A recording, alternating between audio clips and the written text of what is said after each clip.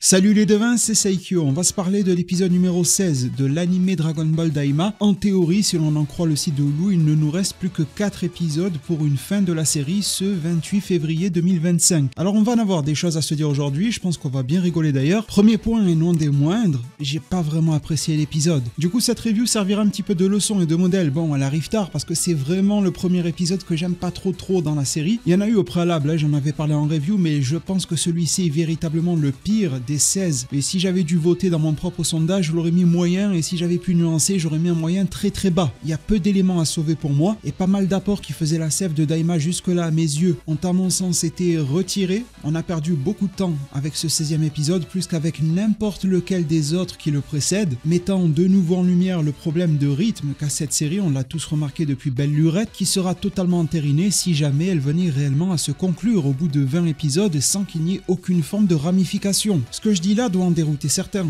Bizarrement, j'ai pas aimé l'épisode et je vous le dis dans le plus grand des calmes avec beaucoup d'aplomb. Alors bien que la majorité est comprise, il faut tout de même avouer que parmi ceux qui s'expriment, nombreux sont ceux qui m'écoutent avec un biais manifeste et qui pensent que j'ai un quelconque intérêt à défendre la série Daima. Peut-être parce que je serai sponsorisé. À vrai dire, j'aimerais bien mais je ne le suis pas et si je l'étais, je vous le dirai. Certains pensent que je touche le pactole avec mes reviews, alors si toucher 5 € sur une review c'est beaucoup, vous m'en direz des nouvelles, et pensent donc que je défends Daima. Et la chose que je répète systématiquement, mais ça passe par une oreille et ça sort de l'autre évidemment, c'est que je ne suis pas là pour défendre Daima, mais pour défendre mes analyses, mon avis, mon opinion, à moi, extrêmement subjectif, avec toute la mesure et la nuance que je peux lui attribuer, rappelant que de toute évidence, ce format de review, de critique est par essence subjectif. Prétendre le contraire serait un mensonge, et nous vivons à une drôle d'époque durant laquelle on recherche à tout prix l'objectivité, qui est une forme de saint graal quasiment illusoire qui n'existe que dans de très rares cas, et on diabolise la subjectivité, paradoxalement tout en étant épris soi-même de sa propre subjectivité. On se rend bien compte du ridicule de la situation. Et à vrai dire, lorsque je trouve un épisode mauvais, je n'ai strictement aucun mal à vous le dire. Le truc c'est que je ne vais pas me mettre à gesticuler, à crier très fort, à insulter, à manquer de respect, de discernement. Non, pas du tout. Vous avez affaire à quelqu'un d'extrêmement lucide, de raisonné, de raisonnable. Je sais que ça court pas les rues sur YouTube, on est d'accord, il y en a tout de même quelques-uns qui persistent, heureusement. Par exemple, et entre autres, quand je n'ai pas du tout aimé, voire détesté la redite de super-héros dans le manga Dragon Ball Super que j'aime bien au global, j'ai pourtant détesté cette partie-là, j'ai commencé par le dire, puis ensuite j'ai pris du retrait. J'ai arrêté de donner la force à un tel projet, j'en ai même plus parlé sur la chaîne. Je lisais sincèrement cette redite-là en me forçant. Si jamais il y avait quelque chose à discuter avec vous, ça aurait pu être l'occasion. Mais non, j'ai préféré ne pas en faire des caisses, me ruer dans l'émotionnel chaque semaine en vidéo à chouiner devant, entre guillemets, la caméra ou plutôt au chevet de mon micro. Alors là, pour Daima, c'est vraiment le premier faux pas. Sur 16 épisodes, à mon sens, encore une fois de manière extrêmement subjective, je ne vais donc pas lâcher le projet comme ça du jour au lendemain. Surtout que s'il reste 4 épisodes, bon, autant clôturer le fait de donner sa chance au produit. Lucidité dont malheureusement peu font preuve. Est-ce que vous vous rappelez, comme moi, il n'y a pas si longtemps que ça, Daima c'est court. Au début, quand la série est sortie, vous vous rappelez de toutes ces vidéos YouTube, ces fils sur Twitter, ces vidéos TikTok qui prétendaient toutes, sans exception, qu'enfin le vrai Dragon Ball était de retour, et surtout, cerise sur le gâteau, avec le vrai Son Goku enfin de retour. Je disais quoi à ce moment-là? Moi, le soi-disant défenseur de Daima, si l'on en croit certains illuminés sur le sujet, je vous disais attention, prenez du recul, le tableau n'est pas si beau que ça. Il n'y a pas le vrai Goku dans Dragon Ball Daima, et d'ailleurs j'allais même un peu plus loin en soulevant une question fondamentale, c'est quoi le vrai Goku? On arrive à trouver une définition, pourquoi pas dans ce cas-là objective, partagée par tous, reconnue, validée à minima majoritairement? On n'est même pas capable de ça. On n'en a pas la même perception, encore moins la même définition, tout le monde s'est vautré dès le début, sauf qui, eh bien vous l'avez de par ma voix, tout près de vous. Des exemples comme cela. Ne serait-ce que sur Daima, au cours des dernières semaines, il y en a des tas, des dizaines, où d'autres se sont fourvoyés, mais comme ils ont fait beaucoup de bruit, eh bien l'opinion publique pense comme eux.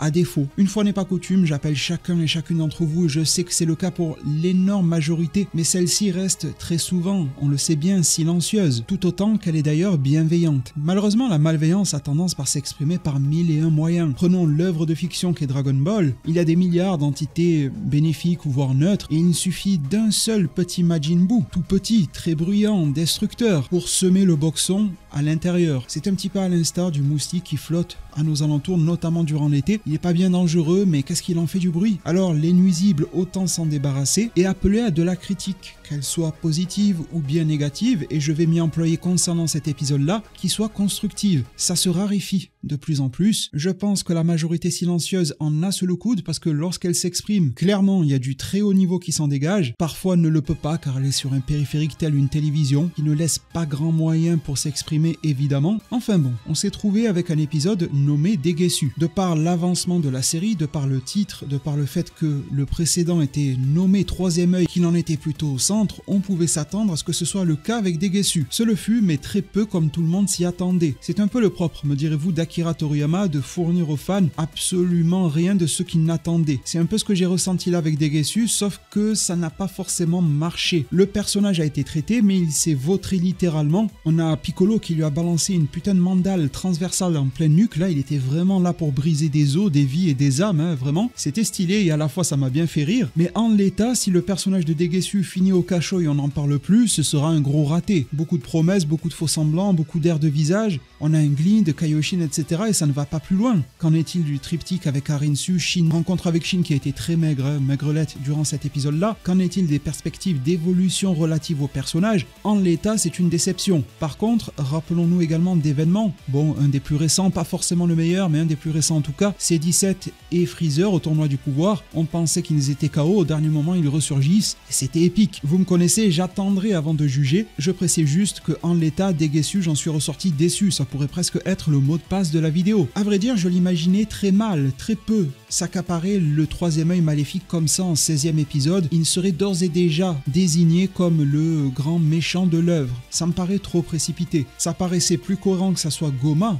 dans une première phase, qu'il l'obtienne pour qu'ensuite quelqu'un puisse évoluer avec, que ça soit Arinsu ou Déguessu, parce que si ce n'était pas Goma, il aurait fait le clown jusqu'au bout. Alors autant le rendre sérieux. Peut-être pas de la meilleure des manières, on va en parler après, mais l'idée de fond sur ce plan-là me paraît cohérente. Par contre, le traitement actuel, encore une fois, de Déguessu, ça ne vole pas haut du tout, ça ne porte pas très loin. La rencontre un petit peu au sommet avec l'équipe de Goku aurait dû être bien plus développée que cela, notamment le relationnel avec Shin, j'insiste là-dessus. On a quand même eu un Goku un petit peu plus sérieux lorsqu'il a vu que Dende était captif de Déguessu, là où ce dernier avait un rôle important, c'était aussi, et je l'avais dit durant ma preview, que là il avait un avantage à la fois sur la Z-Team et sur Goma, en le personnage de Dende. Si Déguessu prenait la fuite sans forcément obtenir de power-up dans cet épisode-là, cela aurait été très intéressant que Dende ne soit pas récupéré par l'une des deux équipes, que Goma ne l'est plus, mais qu'il gagne le troisième œil en contrepartie, et que la Z-Team soit laissée un petit peu sur le carreau. Après tout, elle a vécu tellement de victoires que pourquoi pas. C'était probablement le meilleur moment pour les laisser un petit peu en retrait. Il le méritait en quelque sorte. On a des plans visuellement très jolis, mais aussi bien au cœur des échanges que des actions qu'entreprendra Déguessu, rien quasiment ne se passe, d'où le fait que cet épisode m'a laissé un goût très amer de coquille vide et vraiment gratté pour trouver quelque chose dans certains recoins de ce dernier, et pas vraiment avec Déguessu. Alors certains argumentent concernant Déguessu qui n'aurait pas revu Shin depuis 1000 ans, etc. Je n'ai pas encore eu le temps d'enquêter à ce sujet concernant les propos en version japonaise. La version française d'ADN, avec toutes les coquilles bien pleines parfois qu'elle peut receler, nous a dit ça fait au moins 1000 ans. Donc je trouve que c'est très ouvert. Et après je vois des gens dire oui mais c'est incohérent par rapport à la date de prise d'activité de Shin ou quoi. Non, sincèrement là je vois pas. Quel est le lien entre le fait que Shin et Déguessu se soient vus, sachant que l'on ne sait rien? Qui est allé à la rencontre de qui? Dans quel lieu? Dans quelles conditions? On n'en sait rien. Il y a de cela peut-être 1000 ans ou plus. Quel lien avec Majin Buu, avec la prise de fonction de Kaioshin, avec son déplacement du grand royaume des démons jusqu'au monde extérieur? Rien à voir. Il y a peut-être eu une entourloupe il y a de cela 1000 ans entre les deux qui reste à être développé plus tard. Bon, voilà, ça peut être intéressant. Et ça aussi, c'est un problème qu'on a dans la communauté. Qu'elle soit Dragon Ball et parfois d'autres animés manga, mais beaucoup sur Dragon Ball, je me demande si certains ne font pas exprès, à confondre ce qui reste ouvert, ce qui est inexpliqué, avec ce qui est incohérent. On a vraiment beaucoup de choses qui sont inexpliquées dans Dragon Ball, ce qui peut être perçu comme un défaut, mais prendre un tel raccourci comme si on était sur Mario Kart DS, en plein quartier Delfino, en train de faire un Super Snake, c'est très peu honnête, sincèrement. Passer de inexpliqué à incohérent dans la parole, c'est dégradant vis-à-vis du récit, sachant qu'il a déjà cet art, donc autant les cibler du doigt et être cohérent dans nos critiques. C'est mon avis le plus profond. Et des points très ouverts comme ça, on en a des tas dans Dragon Ball, Si on reste sur les formats d'animation, Z, GT, Super, Daima, partout. Peut-être un peu plus depuis la période Z et l'ouverture vers des personnages divins, supradivins et consorts. Ce n'est pas parce qu'on n'a pas l'information, parce qu'on ne sait pas que c'est incohérent. C'est quand même très important de le distinguer. C'est un peu le cas d'ailleurs avec ce Degesu qui est très déceptif durant cet épisode-là. Si vous avez aimé, n'hésitez pas à m'expliquer d'ailleurs en zone commentaire, je serai ouvert à recevoir ces formes d'analyse de votre part. Il ne s'est presque rien passé avec lui, j'aime beaucoup l'implication de Pansy. Elle est quasiment une incarnation du courage au cœur de cette série. J'ai trouvé Glorio très en retrait, si ce n'est quand il a utilisé le drôle de chapeau de Ibis pour massacrer du Degesu. Mais bon, Glorio, je trouve qu'à quelques reprises, il aurait pu appuyer un petit peu plus son statut de traître, de manipulateur, d'agent double ou triple, car on ne sait pas vraiment s'il travaille à 100% pour Arinsu, ou si, comme l'opening de mémoire le sous-entend, il pourrait avoir d'autres ambitions qui vont au-delà. Son regard d'ailleurs lors de la rencontre avec Arinsu me l'a quelque peu sous-entendu, mais on verra bien. Il reste tellement peu à développer s'il ne reste que 4 épisodes qu'il vaut mieux éviter de faire des plans sur la comète. Un Degesu décevant, un Glorio en deçà, une Pansy franchement plutôt réussie, là où ça pouvait paraître un poil lourd les épisodes précédents, ils en faisaient un petit peu trop sur ce personnage-là qui, je le rappelle, n'est qu'une enfant, du haut de ses 82 années de vie, qui sont très peu relativement à son peuple d'origine. Là, j'ai trouvé vachement pertinente, aussi bien sur l'aspect mignon avec Dende, le sauvetage de ce dernier, la scène où il sourit à la fois à Pansy et à Son Goku qui le réconforte, et on sent qu'il y a tout de même une présence de Dende, mais il reconnaît ses visages familiers, que l'histoire va dans le bon sens à ses yeux, et l'émotion qui s'en dégage est vachement perceptible, avec ce petit sourire en demi-teinte de Piccolo aussi qui en dit long, Nail à l'intérieur de lui. Bon, il y a quand même tout un passif par rapport à ces personnages-là, d'où le fait que Piccolo n'ait pas plaisanté avec Degesu, je suppose. Goku était un petit peu en dents de scie. Vous disiez dès les débuts de Daima, ne vous attendez pas à voir celui que vous considérez de manière très personnelle pour chacun d'entre vous, le vrai Goku. Je pense que beaucoup n'ont pas reconnu le vrai Goku lorsqu'il s'empiffre de Chips à la recherche de Dende dans un moment plutôt de tension au cœur du palais, quasiment du lieu de bataille finale, alors qu'il suffisait de placer 2 doigts sur son front, de faire une détection et de dire à Dende et 100 mètres plus haut. C'est relativement à ce genre de faux mouvements que j'alertais dès les débuts de la série. Et ça se produit ici. J'ai quand même bien aimé la tonalité du Goku dès lors qu'il fait face à Degesu. Bien qu'il n'ait pas agi physiquement, ni Vegeta d'ailleurs, j'ai trouvé qu'il était à la hauteur des échanges et on ressent encore une fois que c'est quand même une série pour les enfants. On sait depuis les débuts que Degesu est le frère de Shin et on a quand même Goku qui va devoir dire de manière très grosse qui crève l'écran « Ah, je comprends, c'est ton petit frère ». Voilà, ça c'est vraiment des paroles pour remettre les enfants dans le bain si jamais ils ont raté un épisode ou deux, s'ils ont pris le train en cours pour le fond de la classe et le fond du bus, histoire de remettre tout le monde à niveau. Et comme on arrive potentiellement dans le final de cette série, peut-être que des éléments vont être petit à petit réexpliqués, car on sait aussi que parfois la hype peut n'être qu'en fin de course. Et pour qu'une partie de l'audimat qui avait rejeté cette série se sente intégrée durant les derniers instants, il faut quand même reposer certaines bases. En parlant des spectateurs de cette série, je vous ai sondé une fois de plus, et n'est pas coutume, dans le même onglet communauté de cette chaîne YouTube qui ne s'appelle plus vraiment communauté. Dans l'URL c'est toujours community en anglais, mais ça s'appelle désormais l'onglet post, et je trouve ça plutôt cohérent. Bon, je vous mets le lien en description, vous pouvez toujours aller voter. On m'avait prévenu entre l'épisode dernier et celui-ci que ma review précédente, durant laquelle je vous disais avoir plutôt apprécié l'épisode numéro 15, mais j'avais mes raisons de bien l'apprécier, et bien que cela avait déplu. Au point tel que, dans l'ombre, certaines personnes s'organisaient pour faire un raid sur mes sondages et le bombarder de votes 0. Vous savez que je donne 3 propositions, top, moyen, 0. Je n'en donne pas plus volontairement pour dégager des grosses tendances. On en discute ensuite via les vidéos, via les commentaires, etc. L'échange est toujours ouvert du moment où c'est dans le respect. Et l'information que l'on m'avait donnée était réelle. Dès que certains étaient à l'affût, avaient activé les notifications, car vous avez la possibilité d'activer les notifications que pour les vidéos ou bien pour les vidéos et les posts. Certains sont arrivés à une vitesse record par rapport à d'habitude, alors qu'il y a moins de votants au global, c'est quand même anormal, et il y a eu dès le départ une petite centaine de zéros qui se sont cumulés et puis après le sondage a repris le cours de sa vie. C'est triste que ces personnes n'arrivent pas à laisser le cours des choses, à laisser les personnes s'exprimer librement. Il n'y a rien de mal à ce que les personnes le trouvent naturellement 0, moyen ou top. On est là pour constater, pour analyser ensuite, en discuter. Il faut à tout prix essayer de fausser le cours des choses. Bon, si ça les amuse, en tout cas, vos petites manigances ne me sont pas inconnues du tout. Ça me fait plutôt rigoler. Pour ma part, je continue à vous proposer des sondages qui restent totalement impartiaux. Et au moment très précis où je vous parle, on approche les 2900 votants. Merci à chacun d'entre vous qui l'aurait fait. Avec une majorité relative de votes attribuée au moyen,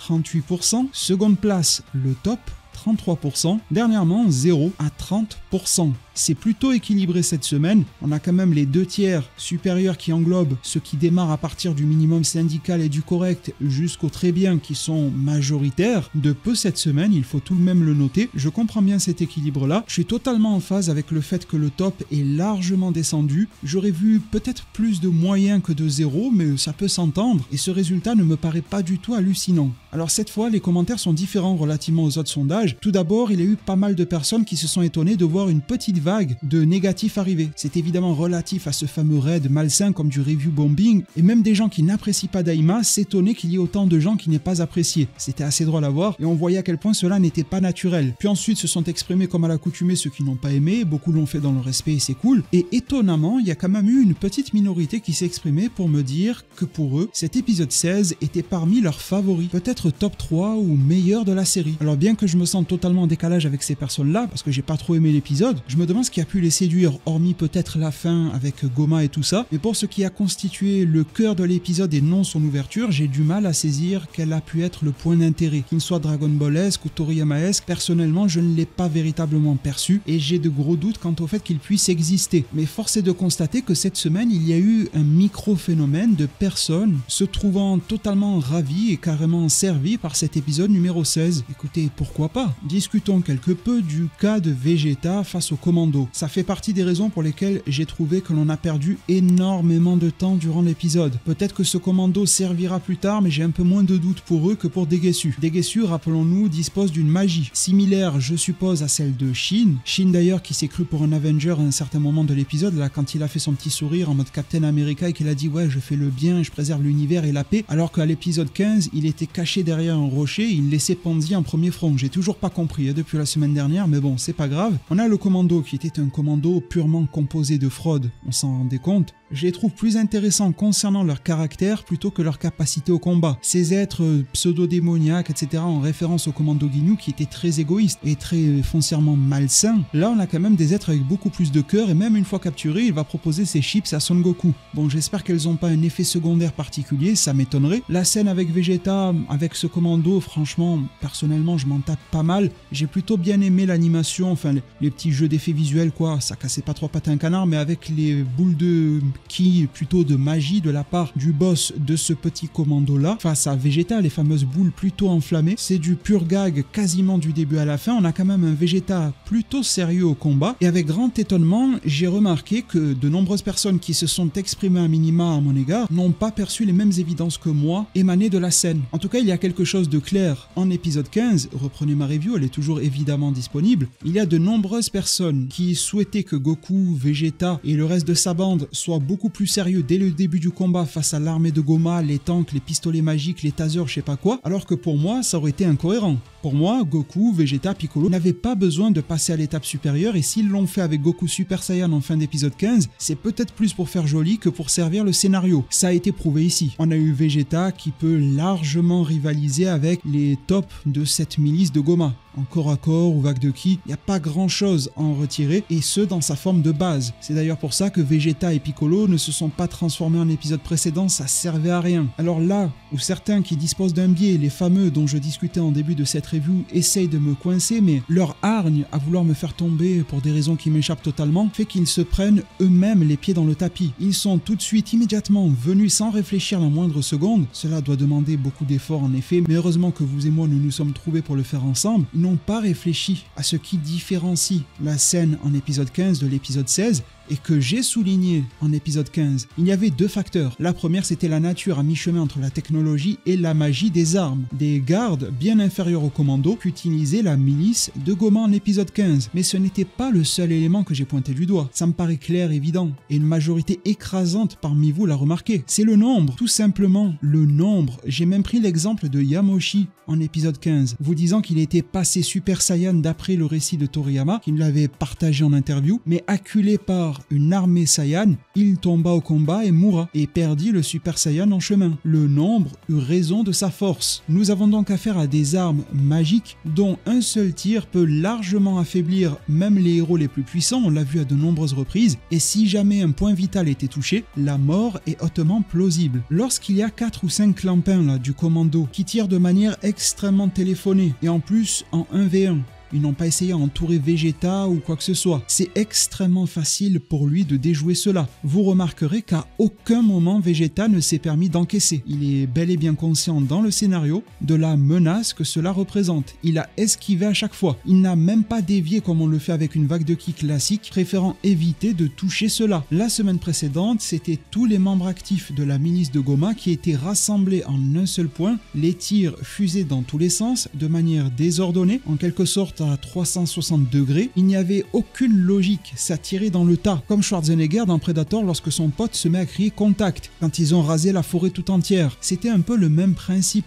la semaine dernière. On avait la combinaison de ces deux éléments qui n'est pas à décorréler, chose que mes détracteurs tout mignons n'ont pas pensé de faire. Cette semaine, Vegeta a prouvé mes dires. Il n'a pas besoin du Super Saiyan pour faire face à ses adversaires, même un cran au-dessus avec le commando. Lorsque le nombre est plus réduit, il n'y a aucun risque pour lui avec sa maîtrise du combat de se faire toucher par ses armes magiques, vis-à-vis desquelles il a tout fait pour ne pas se faire toucher et ça a fonctionné. Et au corps à corps, c'était extrêmement vite réglé. Outre le côté gag et clown assez déceptif aussi de cette bande-là et qui a pris beaucoup trop de temps dans l'épisode, Vegeta s'en est sorti sans mauvais jeu de mots comme un roi. Je persiste et maintiens donc qu'en épisode 15, Goku, Vegeta et Piccolo n'avaient pas à enlever leurs vêtements d'entraînement et n'avaient pas à pousser trop fort leur niveau de combat. Ces adversaires sont largement inférieurs à leur niveau. Ils ont juste la particularité de posséder des armes plutôt novatrices qui répondent à de nouveaux codes propres au monde des démons instaurés par Akira Toriyama dont nous ne connaissons pas grand chose. Le caractère plus qu'incertain des tirs la semaine dernière faisait que les personnages évitaient à tout va. Cette semaine c'était gros comme un camion de la part du commando et Vegeta tout seul s'en est sorti haut la main. Je suis obligé de répéter comme si on était dans un épisode de Franklin pour être sûr que ces personnes-là me comprennent. Ce n'est donc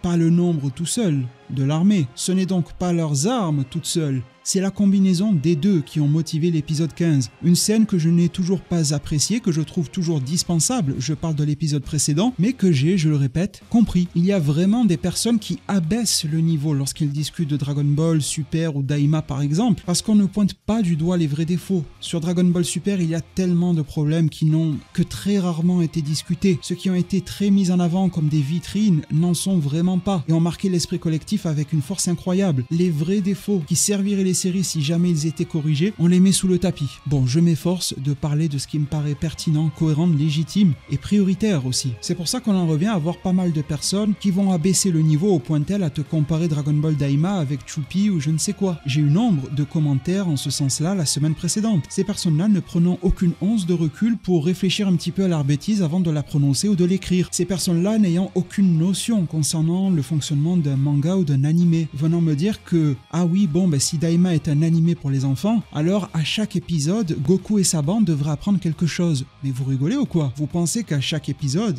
Goku devrait apprendre à faire ses lacets, à compter 2 plus 2, à poser des gommettes sur une feuille? Enfin, dans quel monde vivez-vous? Quelles idées tordues vous a-t-on soufflé dans l'oreille et avez-vous réussi à gober ainsi? C'est vraiment ça que vous attendez de Dragon Ball? Que Goku apprenne une petite leçon totalement débile niveau CP à chaque épisode? Outre le fait que ces requêtes-là n'ont ni queue ni tête, un manga ne fonctionne pas comme ça. L'écriture d'un manga fonctionne par tranches liées à des arcs narratifs. Il y a un avant et un après concret si l'on compare les personnages au début et à la fin de l'arc. Il y a des changements évidemment perceptibles durant son cours, mais les réels constats se font entre le début et la fin. Ça fonctionne de quasiment tout temps ainsi dans le monde du manga. Cela démontre à quel point ces personnes, encore une minorité, mais rendez-vous compte, si l'on combine toutes ces minorités, ça fait quand même un gros morceau. Alors autant déconstruire ces idéologies qui se façonnent en fonction de là où le vent souffle. C'est plutôt basé sur une hype, sur une blague du moment, qu'une réelle analyse. On en est loin. Donc, je poursuis les comptes. Déguessu, déception,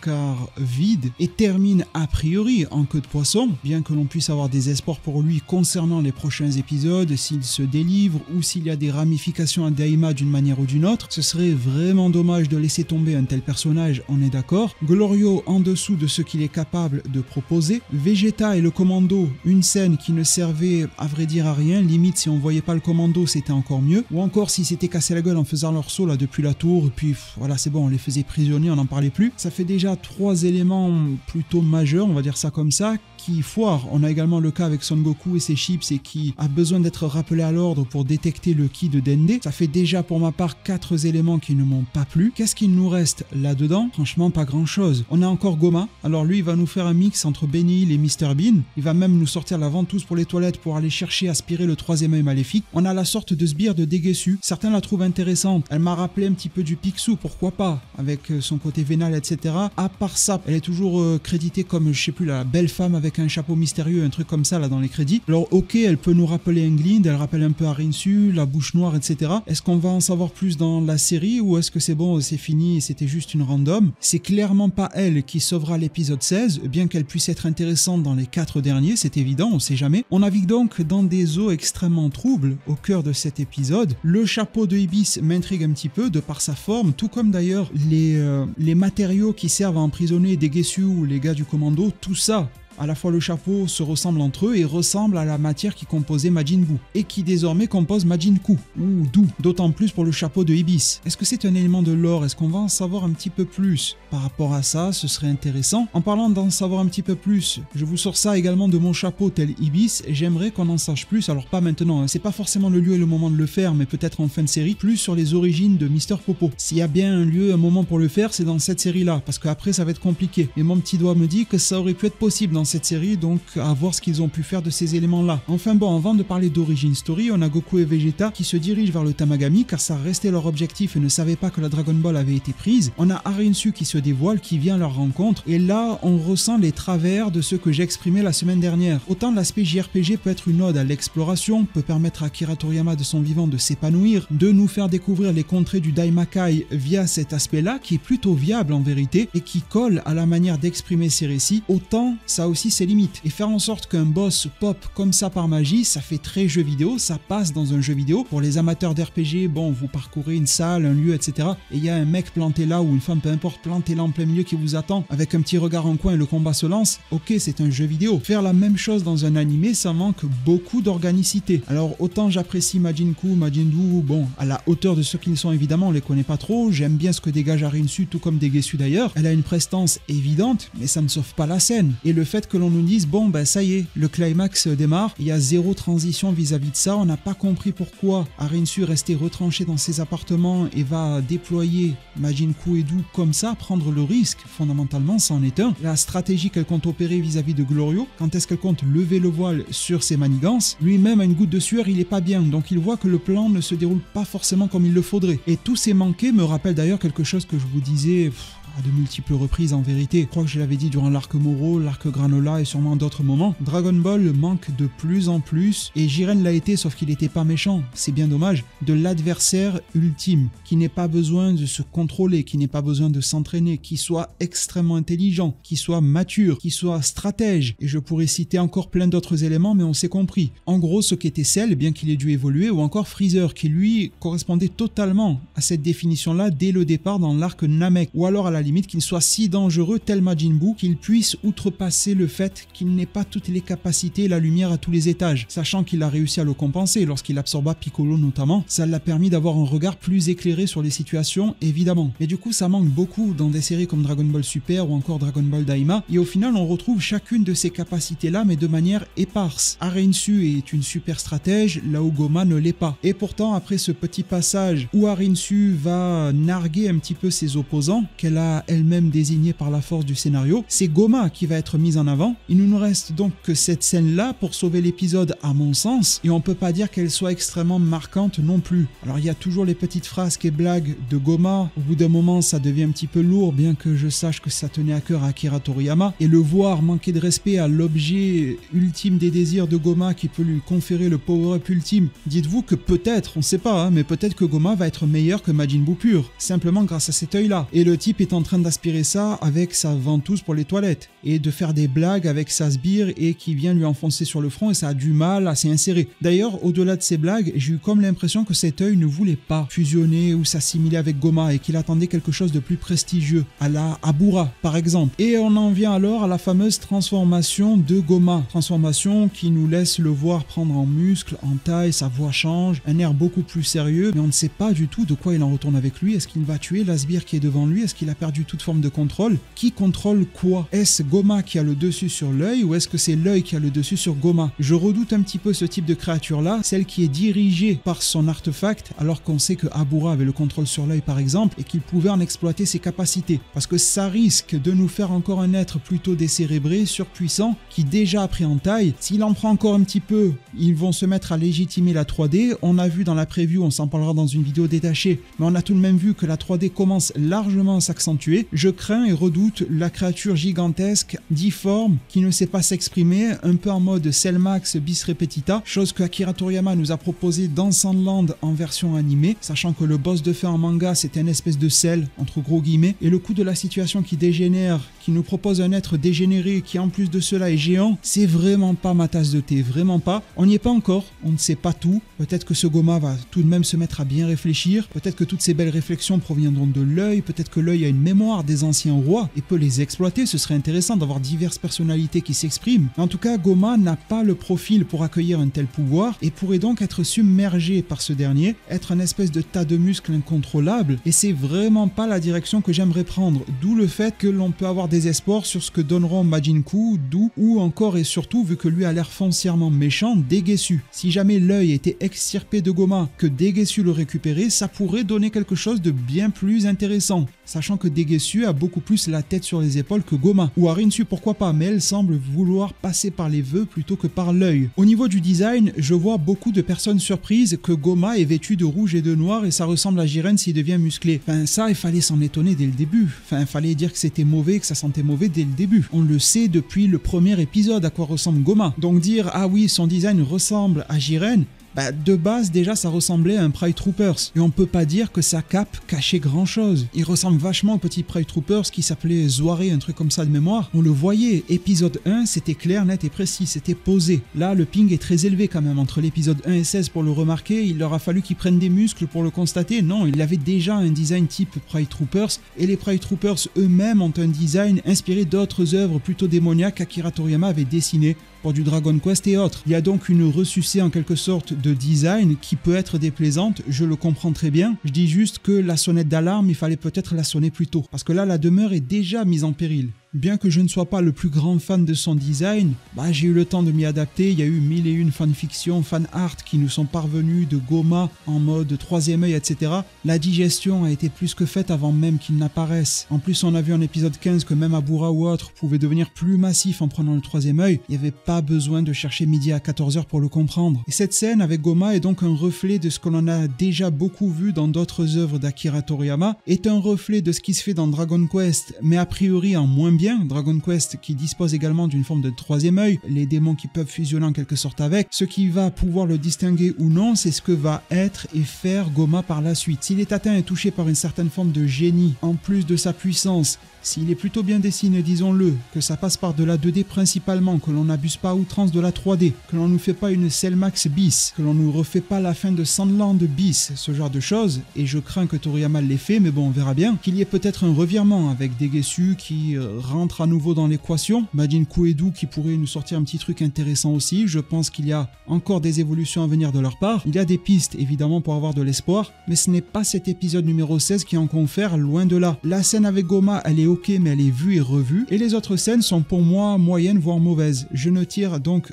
pas grand chose de positif de cet épisode numéro 16, et s'il nous reste 4 épisodes, on peut se dire que le 17e est pourquoi pas du combat à plus haut niveau, on le voit dans la preview de Goku, Vegeta et Piccolo face à certaines menaces comme Majinku et Dou. L'épisode prochain s'appelle Goma, donc il va forcément avoir un lien avec ça. Le 18e pourrait pousser la Z-Team dans certains niveaux de retranchement. Goma il sera peut-être vaincu d'ailleurs, notamment s'il n'est pas l'être parfait que l'on espère et que lui-même pense être, ce qui laisserait 2 épisodes permettant d'avoir un petit revirement. Pourquoi pas un Degesu, ça peut être intéressant, qui se ferait lui-même avoiner en 19e épisode, ou partirait vers d'autres cieux pour mener à d'autres arcs narratifs ensuite, c'est possible. Et le 20e, s'il est réellement le dernier élément important de la narration concernant Daima, pourrait être une forme de clôture, extension un petit peu du lore, formulation du vœu, voir le dragon d'Odorussi une bonne fois pour toutes, voir en quels termes on en reste avec le grand royaume des démons vis-à-vis du monde extérieur, et avoir une petite ouverture de ce vers quoi tendait l'esprit d'Akira Toriyama post Daima. Ça peut se goupiller comme ça, n'hésitez pas à me partager en zone commentaire votre vision des hypothétiques 4 derniers épisodes de Daima à venir. Quelle structure imaginez-vous? Le 16e aura définitivement été pour moi le pire de tous, le moins agréable, et vous savez que je visionne plusieurs fois les épisodes, notamment pour être le plus précis durant mes reviews. Ça a été une plaie pour moi de le revoir, contrairement aux autres pour lesquels c'était un pur plaisir à chaque fois. Il y a eu beaucoup de choses qui ne sont ni faites ni à faire dans cet épisode. Le voyage était totalement absent,